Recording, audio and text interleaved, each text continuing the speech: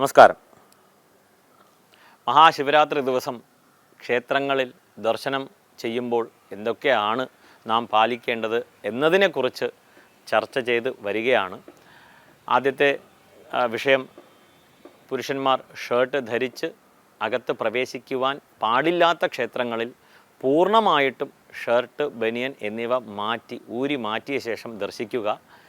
ഇല്ലാത്ത പക്ഷം മനസ്സനുവദിക്കുന്നില്ല എന്നുണ്ടെങ്കിൽ ഒരു കുഴപ്പവുമില്ല. സനാതനധർമ്മത്തിൽ ഹാർഡ് ആൻഡ് ഫാസ്റ്റ് റൂളില്ല.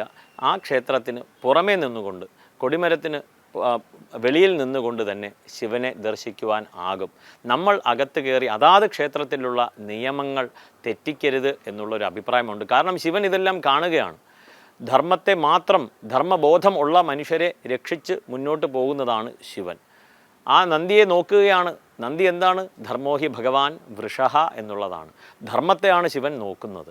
ആയതിനാൽ ഏത് ക്ഷേത്രത്തിലാണോ നാം പോകുന്നത് ആ ക്ഷേത്രത്തിലെ മര്യാദകൾ, ആചാരമര്യാദകൾ പാലിക്കുക. ആചാരം എന്നുള്ളത് സ്റ്റാൻഡേർഡ് ഓപ്പറേറ്റിംഗ് പ്രൊസീജിയറാണ്. ഇന്ന് ഓഫീസിൽ പോകുമ്പോൾ ഇന്ന വസ്ത്രധാരണം വേണം, നിർബന്ധമാണ്.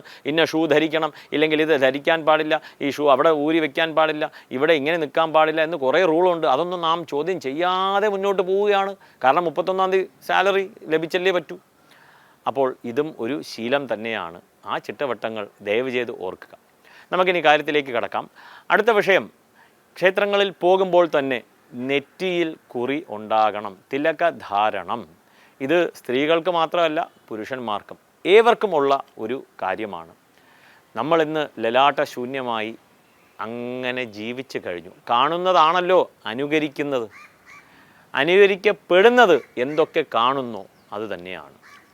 കുട്ടികളെല്ലാം മുതിർന്നവരെ കാണുകയാണ്. നെറ്റിയിൽ ഭസ്മമില്ല, ചന്ദനമില്ല, കുങ്കുമമില്ല. കുട്ടികളെങ്ങനെ ധരിക്കും? അപ്പോൾ ആയതിലേക്ക് ഏവരും ചിന്തിക്കുക. മുതിർന്നവർ കാണിച്ചു കൊടുക്കുക, തിലകം ധരിച്ചുകൊണ്ട് തന്നെ, ഭസ്മമോ ചന്ദനമോ കുങ്കുമമോ. അതിനൊരുപാട് വിഷയങ്ങളുണ്ട്, അതിലേക്ക് കടക്കുന്നില്ല. ലലാട്ട ശൂന്യമായിട്ട് ഇരിക്കരുത് എന്നുള്ളതാണ്. കാരണം ഇവിടെ നമ്മുടെ പ്രധാനമായ മർമ്മമുണ്ട്. ഏവർക്കും അറിയാം, ഭ്രൂമധ്യേ എന്ന് പറയുന്നു. അവിടെ ഈ മർമ്മമുണ്ട്. അവിടെയാണ് തിലകധാരണം. സാധിക്കുന്ന രീതിയിൽ ഭസ്മം, ചന്ദനം, കുങ്കുമം ഏതാണോ ഇഷ്ടം അത് ധരിക്കുക. ഇതെല്ലാം ഔഷധ ഗുണങ്ങൾ കൂടി ഉള്ളവയാണ്. അങ്ങനെ തിലകം ധരിച്ചുകൊണ്ട് മാത്രമാണ് ക്ഷേത്രത്തിലേക്ക് പ്രവേശിക്കേണ്ടത്. കുട്ടികളെ ശീലിപ്പിക്കുക. ഇത് ഒരു മഹാശിവരാത്രി ദിവസം മാത്രം നോക്കേണ്ട കാര്യമല്ല. ഇത് നിത്യം നമ്മുടെ ജീവിതത്തിൽ വരുത്തേണ്ട ശീലങ്ങളാണ്. കാരണം നാം കാണിച്ചു കൊടുത്തു കഴിഞ്ഞാൽ നമ്മുടെ മക്കളും ശീലിക്കും. ഇന്ന് തിലകധാരണം ഭസ്മം ധരിച്ചാൽ തന്നെ ചോദിക്കുകയാണ്, സ്വാമിയായോ, അവൻ വലിയ ഋഷിയായി, ഭസ്മമൊക്കെ ധരിച്ചു, സ്വാമി എന്ന് വിളിച്ച് അവനെ അധിക്ഷേപിച്ച് ധരിക്കുന്നവനെ തന്നെ ഇല്ലാതാക്കുന്ന ഒരു പിയർ പ്രഷർ. സമൂഹ മനസ്സിന് അങ്ങനെ ഒരു പവറുണ്ട്. അങ്ങനെ അവനെ ഇല്ലാതാക്കും, അത് ചോദിച്ച് അവനെ ഇല്ലാതാക്കും. ഇങ്ങനെ മുന്നോട്ട് പൊയ്ക്കൊണ്ടിരിക്കുകയാണ്. ആയതിനാൽ ഇത് ഏവരും ശ്രദ്ധിക്കുക. ഈ ഒരു ചെറിയ ശീലം മാത്രം മതി നമ്മുടെ ധർമ്മബോധം വളർത്തുവാനായിട്ട്. ഇതിങ്ങനെ പറയുമ്പോൾ ചിലർക്ക് സംശയമുണ്ടാകും, അതെങ്ങനെ ഒരു തിലകം ധർമ്മബോധത്തിലേക്ക് എത്തിക്കുമെന്നുള്ളത്. തീർച്ചയായിട്ടും എത്തിക്കും. 1-2 മാസം ശീലിച്ച ശേഷം അതിലേക്ക് ചിന്തിച്ച് നോക്കുക. തീർച്ചയായിട്ടും നിങ്ങൾ മാറിയിട്ടുണ്ടാവും എന്നുള്ളതിൽ തർക്കമില്ലാത്ത കാര്യമാണ്. ധർമ്മബോധം മനുഷ്യനിൽ വളരും. മഹാശിവരാത്രി ദിവസം ക്ഷേത്രങ്ങളിൽ പോകുന്നു. അവിടെ ക്ഷേത്രത്തിനകത്തിരുന്ന് തന്നെ ഒരു 10-15 മിനിറ്റ് പ്രാർത്ഥിക്കുക. നാമജപമാണ് ലക്ഷ്യം. അവിടെയുള്ള ആചാര മര്യാദകൾ പാലിച്ചു കൊണ്ട് തന്നെ അവിടെ ഇരുന്ന് നാമജപം ജപിക്കുക. ക്ഷേത്രത്തിനകത്ത് പോകുമ്പോൾ ഒരുപാട് തിരക്കുണ്ടാവും. ആരെയും തള്ളി ഇടിച്ച് മാറ്റി അകത്ത് പോകരുത് എന്നുള്ള ഒരു അഭിപ്രായമുണ്ട്.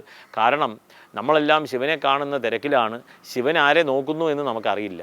ചിലപ്പോൾ ഒരു മൂലയിലിരിക്കുന്ന ഒരു ഭക്തൻ, മൂലയിലിരുന്ന് നാമജപം ജപിച്ചുകൊണ്ടിരിക്കുന്ന ഭക്തൻ്റെ അടുത്ത് ശിവൻ അവിടെ ഇരിപ്പുണ്ടാവും, നമുക്കറിയില്ല. ആയതിനാൽ ദയവ് ചെയ്ത് ഇന്ന് ക്ഷേത്രങ്ങളിൽ പോകുമ്പോൾ അവനെ ഇടിച്ചു മാറ്റി തള്ളി താഴെയിട്ട് അവിടെ ഒരു ബഹളമുണ്ടാക്കി ചെയ്യരുതേ എന്നൊരു അഭിപ്രായമുണ്ട്. നമ്മളെല്ലാം പഠിച്ച ആൾക്കാരാണ്, എല്ലാവരും പഠിക്കുന്നു. ഒരുപാട് നമ്മൾ ഇന്ന് വിദ്യാഭ്യാസം എല്ലാവർക്കും എത്തിക്കഴിഞ്ഞു. വിദ്യാഭ്യാസം ഉള്ളവർ ഇങ്ങനെ ചെയ്യരുത് എന്നുള്ള ഒരു അഭിപ്രായം ഇവിടെയുണ്ട്. അതിനുശേഷം ക്ഷേത്രങ്ങളിൽ പോകുമ്പോൾ എന്താണ് സമർപ്പിക്കേണ്ടത് എന്നുള്ളതാണ്. ശിവന് ഏറ്റവും പ്രിയം എന്താണ്? വിൽവം എന്നുള്ളതാണ്. ഇന്ന് മലയാളികൾ അതിനെ കൂവളം എന്ന് വിളിക്കുന്നു. ബിൽവപത്രം, ബിൽവാഷ്ടകം എന്ന രീതിയിൽ പ്രസിദ്ധമാണ്. ഏകബിൽവം ശിവാർപ്പണം. ഇപ്പം ശിവന് സമർപ്പിക്കുക എന്നുള്ളതാണ്. സാധിക്കുന്നവർ കുറച്ച് കൂവളം വാങ്ങിച്ച് സമർപ്പിക്കുക. ശിവന് ധാര വഴിപാടായിട്ട് നടത്താവുന്നതാണ്. ഏവർക്കും നടത്താം. വളരെ കുറച്ചു പൈസ മാത്രമേ ആകുകയുള്ളൂ. ശിവന് അഭിഷേകം നടത്തുക. ഇനി ചന്ദനത്തിരി വാങ്ങിച്ച് വെക്കണമെന്ന് ചോദിച്ചു കഴിഞ്ഞാൽ ലഭിക്കുന്നതെല്ലാം വിഷമാണ്, പാടില്ല എന്നു തന്നെയാണ് അഭിപ്രായം. അത് ആവശ്യമില്ല. കാരണം ഈ തിരി അവർ കത്തിച്ച് വയ്ക്കും. ക്ഷേത്രത്തിനകത്തുള്ള മേൽശാന്തിക്ക് നാളെ ശ്വാസകോശ രോഗത്തിന് ഇത് കാരണമാകും. ഇനി വേണോ വേണ്ടയോ എന്നുള്ളത് നിങ്ങൾ തന്നെ തീരുമാനിക്കുക. നമസ്കാരം.